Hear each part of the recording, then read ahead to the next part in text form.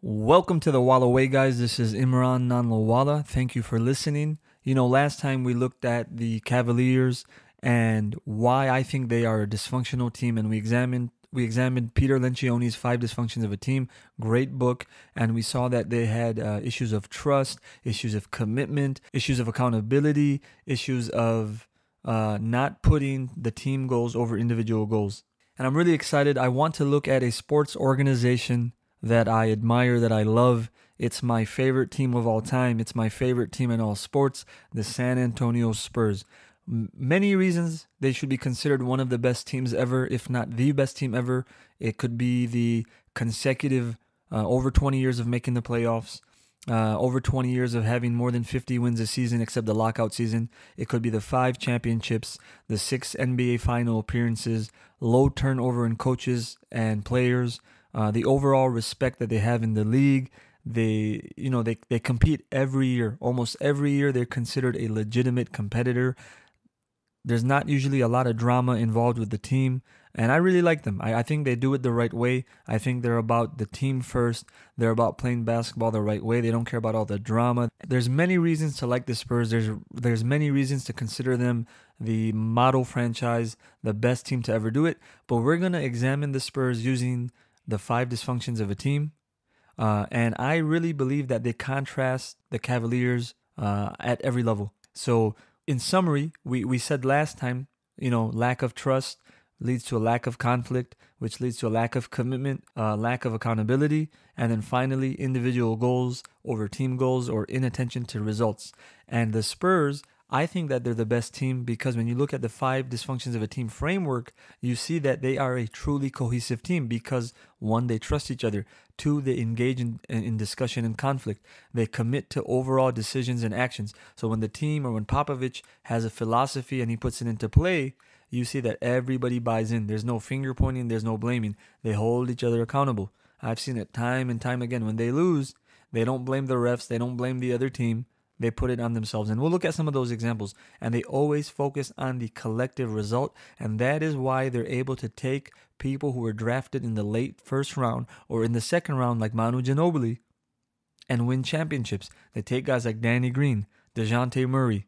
All right. When they won their last championship, they had Patty Mills. You had Baines from Australia. You had an older Boris Diaw.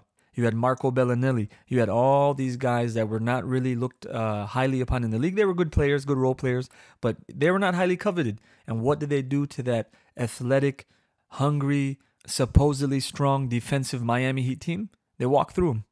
They took their best punch and they walked through it and they dismounted him in 5 games. Bam. So let's go straight into it, guys. The first dysfunction was a lack of trust. Do the Spurs trust each other? I say they do. And I say it starts with the big man on top, Coach Popovich, all right? And one of the things that the book points out is that your leader has to show genuine signs of being vulnerable. He has to take ownership of his mistakes. And Pop has done this. Pop has really modeled the way, which is another leadership principle. So let's examine a few different ways Pop has shown his vulnerability and what that has done to set the tone for the rest of the team. Well, let me just say this generally first. When you care about your teammates, when you care about the people in your organization, when it's more than just basketball to you, that's going to resonate and spread to the rest of the organization. And the players, they see this. They see that Pop is vested in them. He doesn't just care about what they do on court. He cares about their lives outside of basketball. And he's made many references to this, that this is just basketball. When they lose a game or they lose in the playoffs, he'll always say, this is just basketball. It's not the end of the world. And believe me, that is going to resonate with your players. They're going to embody these principles. A lot of these guys are young guys. They're young men, right? And they're looking for strong leaders. They're looking for people with strong personalities who can kind of show them the ropes, kind of show them the way. And I think Pop has done a great way, or he's done a great thing in that by showing players that it's more about than just the game, right? How many teams are in the NBA? Every team can't be a winner, right? Only one team is going to win the championship. That doesn't mean the other 20 whatever teams are losers. So one of the things that really stuck out to me about Popovich is so there was this player a few years ago on the Spurs from Serbia, I believe, Boban Marjanovic, 7'3" center from Serbia. He was a bit of a cult hero for the Spurs. He came in sometimes at garbage time. Sometimes he got valuable minutes. And sometimes he give people the business, right? When you play in the Spurs system, it's very easy for Pop to find players who are not generally that coveted or that wanted and to make them desirable. Long story short, he was a great rotation player for the Spurs. And when the offseason came, Popovich knew that someone was going to throw him money. Now, what about this situation impressed me? What about this situation makes me believe that the players and the organization trust him? If Pop was selfish, he could have kept him around. But what happened? All right. So now the Pistons offer $21 million to this kid, right? And Pop knew he was going to be gone because this happens every year. You can't pay everybody. So the Pistons offer him $21 million. And I think the Spurs were able to offer him like $3 million a year or something. And Pop essentially told him, get your blank out of here. You've got to do this. And then he went out to say, as reported by Business Insider, that Boban actually wanted to stay on the Spurs. He felt bad about leaving. My question is, what makes a player who's being offered a lot more money say, you know what, I don't want the money. I want to stay here. What kind of culture has been created in that organization where players want to stay for a lot less and maybe even a reduced and insignificant role? And Pop had the foresight to say, you know what, get out of here, man. Go get that money. Go get that money, young buck. And I say he had the foresight because of this. Imagine if Boban stayed. He would have gotten less money, and we don't know what his minute guarantee would have been, but he could have been disenfranchised later on into the season. He could have become a malcontent, and it would have caused problems for the team. Pop said, you know what, man, go take care of yourself. You've earned this. Go get that money. So for me, to be honest, that is also showing a sign of vulnerability because you're showing that you care about your players. You're showing empathy. And in this day and age, people don't like showing empathy. Pop could have easily persuaded him because he wanted to stay. Boban wanted to stay. Pop could have persuaded him to stay and got a huge discount, but he didn't do that. And in my book, that is a sign of a true leader and of a good man. That would make me trust him. Now let's listen to what Popovich had to say about the whole LaMarcus Aldridge situation. I'm a big Spurs fan, so LaMarcus is probably our only big free agent signing that we've ever had. I don't remember ever signing anybody as big as him. For whatever reason, big-time free agents don't like coming to us. Shame on them, and it's at their detriment more than anything. So LaMarcus comes over, and Pop goes straight into teaching mode. And the first 2 years of the LaMarcus Aldridge experiment, while statistically he declined, but he still did pretty good, they didn't go so well. And you could see that there was some tension building up on the team. So during the offseason, LaMarcus, he does the manly thing. He goes up to Popovich, non-aggressive, non-confrontational, and he says, I want to be traded. Now, what does Popovich do? Let's take a listen. You know, he wasn't a happy camper at the end of the year. He wasn't a problem. He was great. He's been a great teammate and played well. But he was, not feeling confident in his game and a little confused on, maybe what I wanted, that sort of thing. And I've said before in this season, I put that on me. I spent the summer, breaking bread with him, and my big mistake, I think, was I tried to coach him at the offensive end too much. I was like going to be this hellacious coach and give him this move and that move and have him do this and do that. And what I did was confuse the young man. And I didn't realize that when Timmy came, people would say, what are you going to do with Timmy? I said, nothing, I'm going to watch. And I watched him for 4 or 5 months. And obviously, he didn't need a whole lot of coaching. But, there are things you can talk to a player about and clean up, paint up, fix up, this sort of thing. I did that with Timmy. With LaMarcus, I just sort of ignored it in the very beginning and didn't realize how much that means that somebody's been doing something one way for 9 years. And so when I grabbed him, all of a sudden we were going to work on Sigma moves and off the block, and we're going to put him on the elbow, and we're going to do this and that. And that was unwise on my part. And I really didn't understand that I was confusing him for most of the time. And he bore through that. He was, like I said, a great teammate. He worked hard. He was really good for us at the defensive end and continues to be that way. So we ironed that out, and I let him play his game with the offensive end. I'm sorry. Well, I think to say that isn't just unwise. I think it takes a lot of hubris and a lot of ego to think that your way is the only way, or there's not something that you can change based on what you see on the court. And I still remember the first meal we had after that when he wanted to get traded. And so I said, let's go to lunch. He came there, he said, how come you haven't cursed me out yet? You know, he said, how come you haven't told me that, you don't want to see me, or you want to do this or that? I said, well, selfish reason is you're a hell of a player. I'd like to keep you here. And number two, I want to see what I can do to understand why you're feeling what you feel. Because intellectually, I really wanted to know. Because that hasn't happened very often in our program. And I really wanted to know what the deal was. And he was honest and transparent about it. So I thought that I owed him the same thing. And it's for the good of the whole group. So. And this is the best example of what the book says when a leader has to show being vulnerable, because it's going to resonate with the rest of the team. Pop ate this one, guys. Pop ate this one. LaMarcus requested to be traded.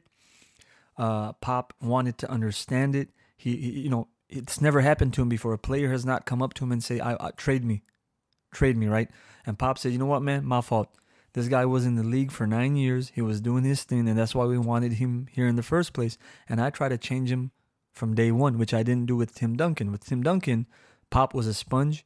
He just observed. He saw how Tim Duncan played, and they played off of Tim.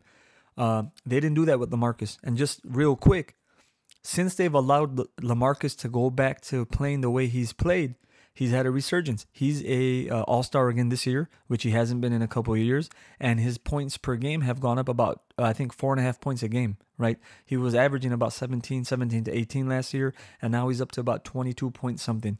So again, it takes humility, guys. It takes humility. It takes vulnerability. And Pop did that. Pop said, you know what? Let me speak with him. Let me understand him. Let me tell him that, you know what, man, this is my bad. And what did he say? LaMarcus was surprised. He said, don't you want to curse me out right now? He said, no, I don't. I want to understand you. I want to understand why you feel this way. And it mutually benefited both of them, right? LaMarcus is happy, right? He's had a resurgent season. He's doing his thing on the block. He's making his buckets. Pop is happy because Pop has an all-star level player that he paid for. And sometimes you just got to go back to the simple things. You don't got to overthink things. You got to trust each other. But there's ways to have others trust you, and that sometimes starts with dialoguing. That starts with conversations, and that starts with being vulnerable. This is the last example I'm going to give for dysfunction 1, which is absence of trust, and I say the Spurs trust each other. I think this is another reason that people around the league and the people in the organization trust Pop. He puts things in perspective. Let's take a listen. There's a clip from FoxSports.com, and the title of it says, Greg Popovich reveals how meaningless the Spurs Game 6 loss really was. The quote, the title says it all. Now let's listen in. That's the way life goes, NASA discovered all those habitable planets the other day. You guys know about that? Yeah. Like what they say, there were how many of them? 1,200, I think. 1,200 habitable planets. Well, 1,200 new. And then last night, somebody lost a basketball game. Come on. Get over yourself. Pop, if someone had never seen... I don't want to answer your question. It's a good one. You'll like this one. You're a radio talk show guy that just stirs it up. This is what I like about this person the most. I'm a big basketball fan, guys, but there are things beyond basketball. You see so much in our society, people who literally fight. They get into physical altercations based on sports, which I think is completely ridiculous, right? And here Pop, a coach of an elite NBA team, is telling you NASA just discovered thousands of planets that we could possibly one day live on. And we're talking about basketball? Get over it. Get over yourself. And I think this sums up this man to a T. There are things beyond basketball that matter and that are important. And I think this, again, when you show this to your team, when you show this to the players in the organization, this is going to trickle down. And you'll see later on when we talk about the other dysfunctions, I think this is why the Spurs are also committing to the overall mission and vision of the team, but they also hold each other and themselves accountable. I remember a story when the Spurs traded for Kawhi Leonard. I think they got him from the Indiana Pacers. and they had to trade a fan favorite in George Hill, and not only a fan favorite, someone that Pop really liked. And you got to remember, if you're a basketball or a Spurs fan, there were a couple years there, guys, the Spurs were not looking so good. Timmy was slowing down. Manu was continuously injured, and the only guy that you really had doing his thing normally was Tony Parker. And they had Gary Neal that year. They they drafted George Hill, and this guy, he had the stuff, man. He had this spark. He was tough defensively. Offensively, he needed to be refined, but this was a Greg Popovich player. You go out there, you give me maximum effort, and I will trust you. And in order for them to get Kawhi, who they needed to get bigger. They needed an athletic wing. He had to trade his beloved George Hill. And what did Pop say about this situation? And I quote, "The toughest decision in whatever years I've been coaching here as a head coach. It's not even close. We were scared to death sitting in the room. I think it was the 15th pick. I remember, and when we got to 11, 12, 13, Danny Ferry, our CEO, and I were looking at each other and saying, are we really going to do this? Hill was one of my favorite players. He was important to us, but we needed to get bigger. So in the end, we said we're going to roll the bones and we're going to do it. But I can't tell you that at that point we knew that Kawhi was going to be what he is today. That would be an exaggeration." This shows vulnerability in a lot of different ways, guys. He did not want to get rid of someone he loved. It's more than just a game to these guys, right? It's a family. And he's admitting that they didn't even know what Kawhi was. He could have taken the credit and said, look, man, I peeped this a long time ago. I knew Kawhi was going to be good. These are just so many examples of being vulnerable, leading by example, that I think this is one of the reasons that the Spurs are so successful, is because they have a presence of trust. They have a culture and organization of trust, unlike the Cavaliers and many other franchises. Now let's go straight to dysfunction 2, which is an fear of conflict. But with the Spurs, I don't see that. I see that they're able to engage in ideological conversations. They're able to discuss things. They're able to disagree with each other on and off the court. And the reason they're successful as it, again, the leader sets the tone. When the leader is able to swallow his ego and listen to his players and his coaching staff, your superstars like Tim Duncan and Manu Ginobili and Tony Parker and Kawhi Leonard, they're going to be willing to take the abuses that the coach gives them sometimes, and that's going to trickle down to the rest of the players. And if Tim Duncan, multiple-time MVP, the greatest power forward, not only the greatest power forward, but in my estimation, one of the best to ever do it, is willing to take overt criticism from the coach, what do the 15th and 16th person on the roster, what choice do they have? And one of the most important compromises that Popovich had to make years ago. I remember when Manu Ginobili first joined the NBA, when he first joined the Spurs. I remember that Pop would go crazy on the sideline sometimes because Manu would try all these different type of passes. He'd try these weird, strange European crossovers, and he would turn over the ball a lot. And Pop would go berserk. And here's what Pop had to say about this. In the beginning, he would do some things that I thought were unnecessary until the point came when he came to me and said, I am Manu. This is what I do. I said, okay, you go ahead and try to save 1 or 2 of those passes per game, and I'm going to shut up 1 or 2 times when they happen during the game. We came to this compromise, and it's been lovey-dovey ever since. Okay, so you have to have conflict sometimes. You know, Manu Ginobili, your European stud, your Argentinian stud, he came up to you and said, look, man, this is the way I play. This is who I am. Let me be me. And Pop had the foresight and the wisdom to say, you know what, man? Let me not try to change him. And what has it yielded? You've had one of the most entertaining players of all time, one of the best players or most competitive players of our generation in Manu Ginobili, a gold medal winner in 2004 with the Argentinian team. He beat America. He beat some of the greats, a 4-time NBA champion. All right. And this is exactly what happened with LaMarcus. LaMarcus pulled Pop aside and said, look, man, I'm not happy. You got to trade me. He did something that was hard and uncomfortable, but what did it lead to? It led to resolution. Sometimes when you bury things and you hide things, they don't come out to the surface. You got to bring things out to the surface and tackle them so it can lead to better results and success later. And that's what it did with the Spurs. That's what it did with Manu. That's what it did with LaMarcus. Even look at what happened with Manu. Pop was a bit tentative to talk to Manu many years ago about coming off the bench. He did it. Manu agreed with the logic. It's been successful for them this year. All right, Tony Parker. He moved Tony to the bench, and Tony said it's best for the team. Sometimes just because you think things are uncomfortable doesn't mean that they won't lead to good. All right, and one quick story. I remember sometime this season, something happened on the court. I think there was a bit of a scuffle. Pop was starting to walk towards the court, and DeJounte Murray, I think he's in his second year now. Yeah, he's in his second year. He basically told Pop to back off. He said, I got this under control. And Popovich, after the game, said, I thought that was really cool.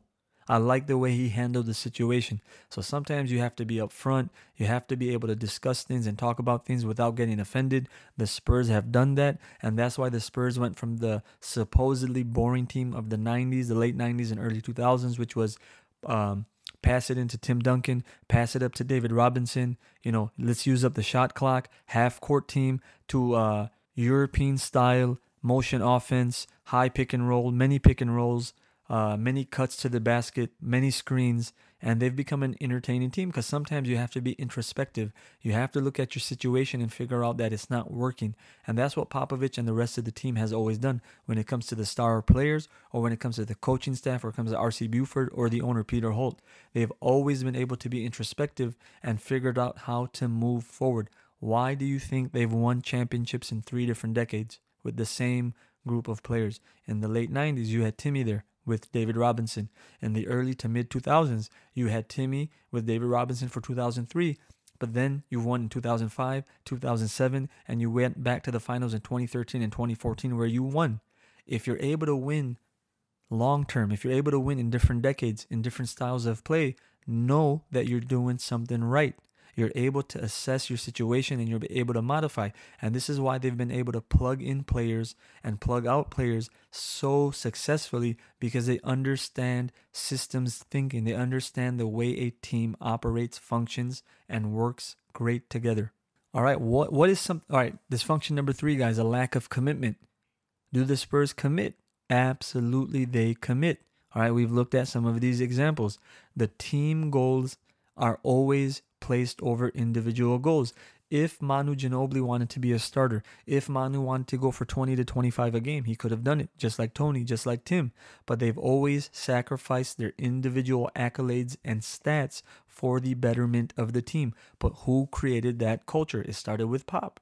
The culture is all about winning. That is the most important thing. If you don't do it the right way with the Spurs, guess what? You're going to be traded or you're going to be released. They don't care how many points per game you can give them. They don't care about your stats. They don't care if you can even lead them to some wins. If you go against the team's mission and you're not willing to commit to it, you will be cut loose. And again, what are the examples of that? Manu coming off the bench, Parker coming off the bench, the offense moving away from Timmy. Timmy could have demanded the ball for many years. He's the most fundamentally sound big man to ever play, in my estimation. He could have scored just based off of his intelligence, but he didn't care about becoming the number 1 scorer in the league. He didn't care about being the number 1 rebounder or shot blocker. He cared about winning. Tim Duncan's biggest goal was winning. All right, and let's look at some examples of the Spurs making a tough decision because it goes back to the betterment of the team. If you don't commit to the team's goal, you're not going to be on the team. And let's listen in to what Steven Jackson had to say about this. So we got Steven Jackson on First Take with Skip and Stephen A. Smith. This is, I think, during the 2013 finals. And this is right before the playoffs is when Steven Jackson got cut. In 2012, when they played against Oklahoma City and they were up 2-0 and then they lost the next 4, Steven Jackson was one of their best players. As he said in his own words, he makes love to pressure.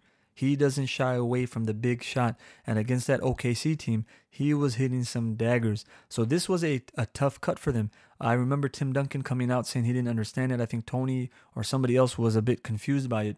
And now here's Steven Jackson explaining kind of what happened.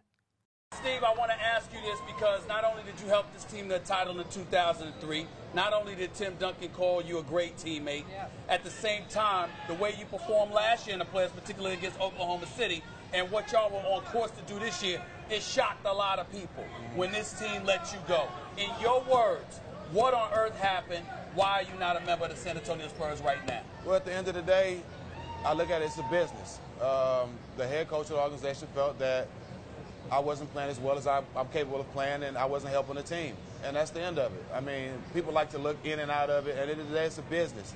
And Pop has a decision to play whatever player he decides to play.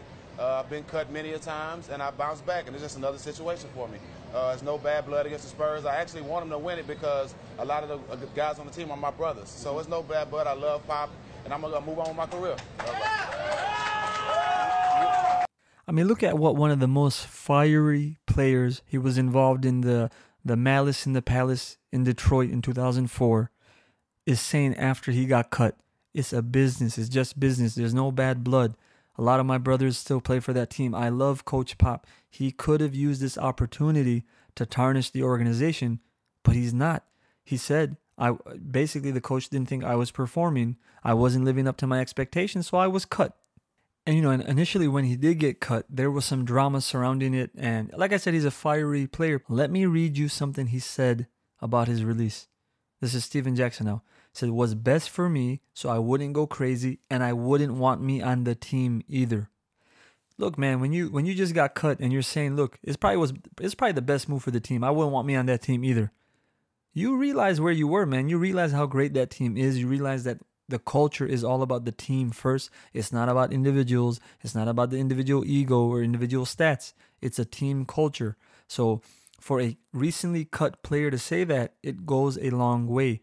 This team is all about committing to the mission, vision, and values of their organization. You have to do it a certain way, and their way has yielded results, so no one can really criticize it.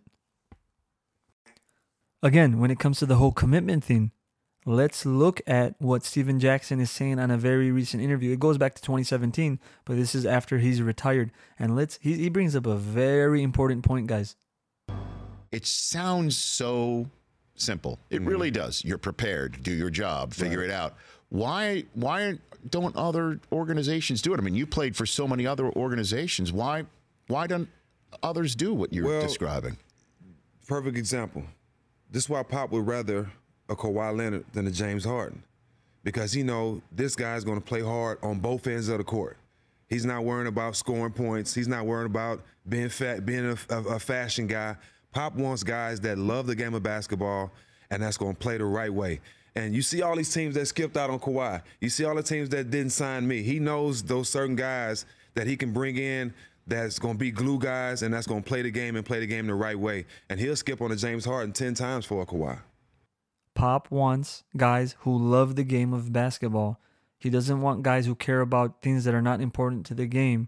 And this is why a guy like Pop would prefer Kawhi over James Harden. James Harden is more dangerous offensively than Kawhi, but Kawhi commits to both sides of the floor. Kawhi plays the game the right way according to Pop. And this is why Steven Jackson thinks that Pop goes after players like this. It's about the mission and the vision first, guys. It's not just about raw talent. You need to find real and true potential.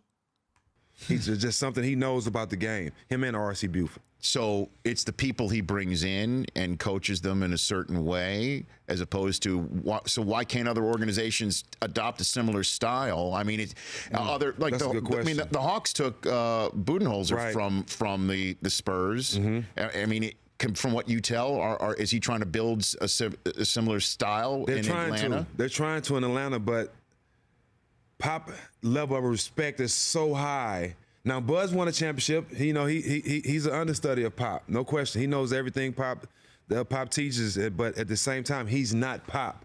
And Pop is the type of guy that'll get in your face, curse you out, all that. Bud is not that guy, And you can't. That stuff you can't teach. You have to be born with that.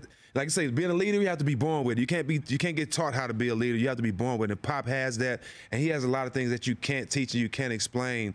Even like I said, it's amazing that I respect an older white guy, and he knows me more than anybody, and we from two different parts of the earth. But I respect him so much, and if I didn't play for Pop, I don't think I would have had a 14-year career. I don't think I would have lasted that long because I didn't understand, what was important and what the game was about.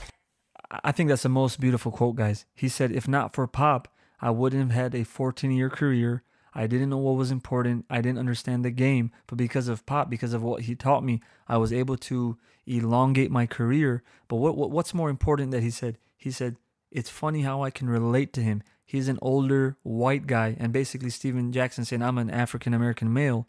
They come from two completely different backgrounds, but what is it about Pop that allows people to connect with him? And it goes back to all the previous dysfunctions.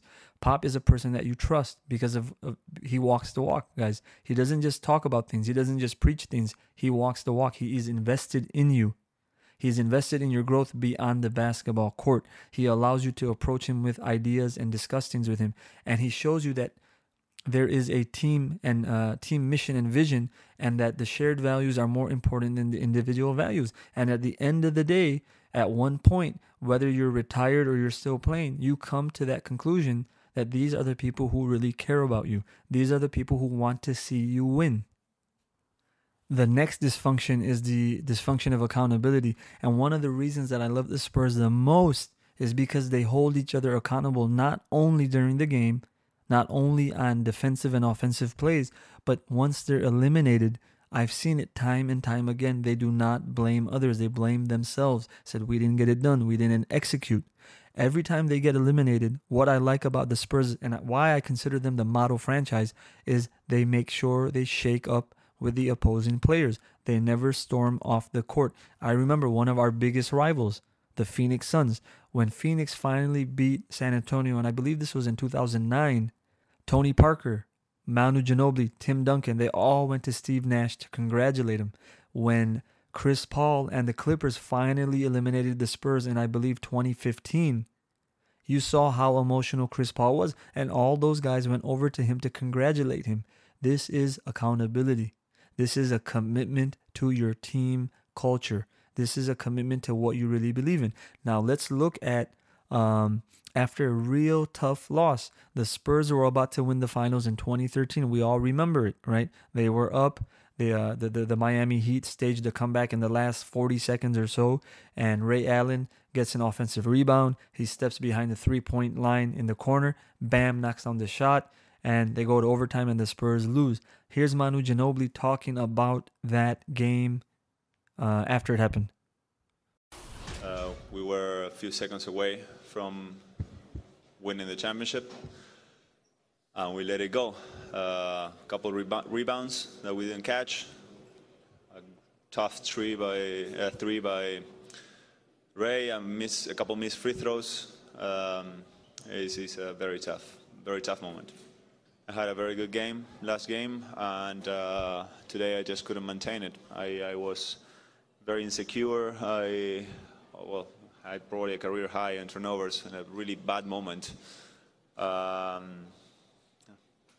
It really helps to make me feel terrible. Even with all that, we were so close of winning it.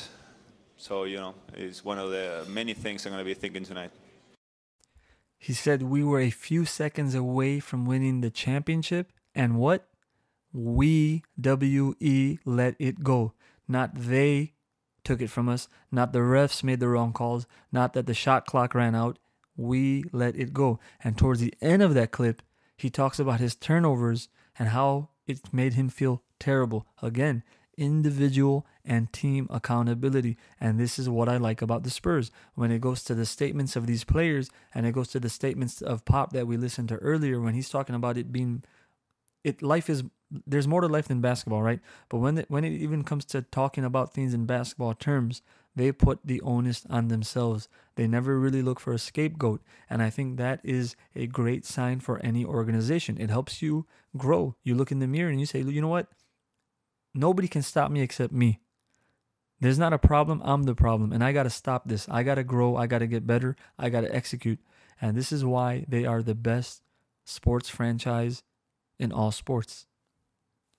And we know, guys, that the fifth dysfunction is inattention to results. Sometimes we interpret it as individual goals over team goals. And we've seen that with Steven Jackson. There were a few players in the past, Gary Neal, DeJuan Blair. They've gotten rid of players who don't mesh. If you're not going to be about the team first, you will be shipped out. But again, if you commit to the culture, Pop will find a use for you.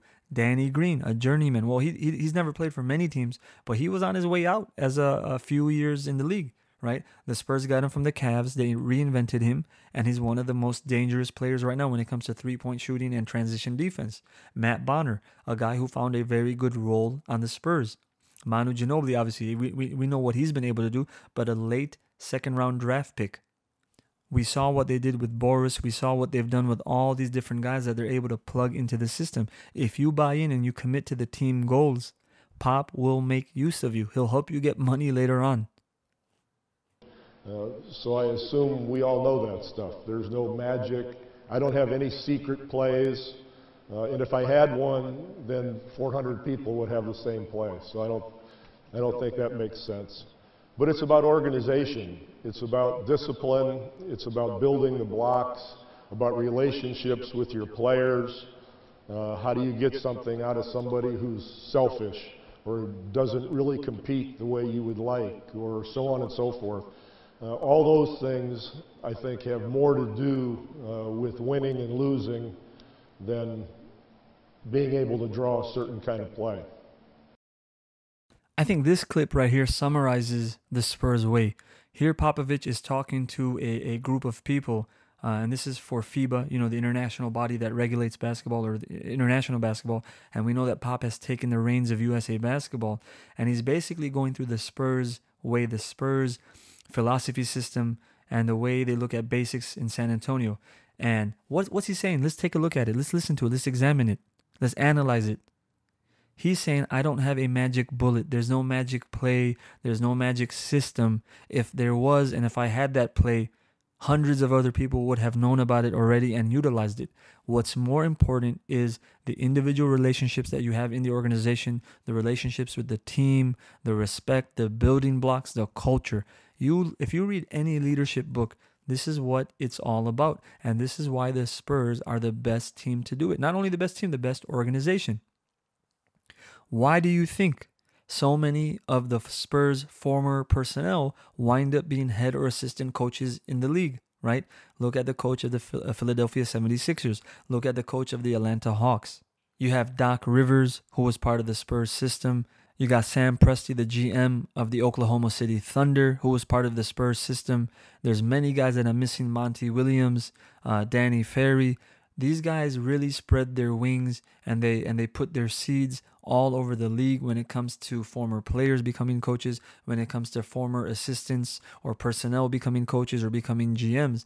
The Spurs way has really trickled and spread its roots through the entire NBA. There's a reason players praise Pop and praise the Spurs, because they've never had the most athletic team. They've never had the most dominant players, but they keep getting it done. And here Popovich has gone through the basics of it. It's not about the things that you think it's about. It's about relationships. It's about principles. It's about building and cultivating these things. And again, guys, it's not the 5 championships only. It's not the streak of consecutive playoffs or consecutive 50-win seasons. It's not the streak of them competing for a championship almost every year. It's not about those things only. It's the way they do it, right? And they do it with ethics. They do it with principle. They do it with, they do it in a way where people respect. If you felt that, if a loved one or if you yourself were part of the Spurs organization, you would have this feeling that they would always take care of you as long as you did your job. You wouldn't expect to be cheated. You wouldn't expect to be manipulated. And many people don't complain about those things with the Spurs. So let me know what you think. I honestly, this is why I believe, and again, I know you guys will probably disagree with this, but Popovich is not only the best coach to ever do it, I think the Spurs are the best team ever. And I think that last statement will probably, you guys probably won't agree with, but that's fine. Leave your comments. Tell me who you think the best team is or why the Spurs are not the best team. And you got to remember my definition. It's not only about statistics. It's not only about points per game or leading rebounder or leading scorer. It's about results. And the question is, what are your benchmarks for measuring results? For me, it's not just the playoffs or the championships or the MVPs. It's satisfaction. Do people like to play here? Do people want to continue their career there? Do people speak about you well once they leave? There are many, many metrics that we can use. And when you cast or when you form a team, you have to look at cohesion. You have to look at if they're gonna blend, if they're gonna mesh. How's the chemistry? That's really the word I'm looking for. Is there gonna be chemistry, right? And I think the Spurs are great at creating a culture and creating good chemistry. Thank you guys for listening. This is Imran Nanlawala from the WalaWay. Leave your comments and stay tuned, my friends.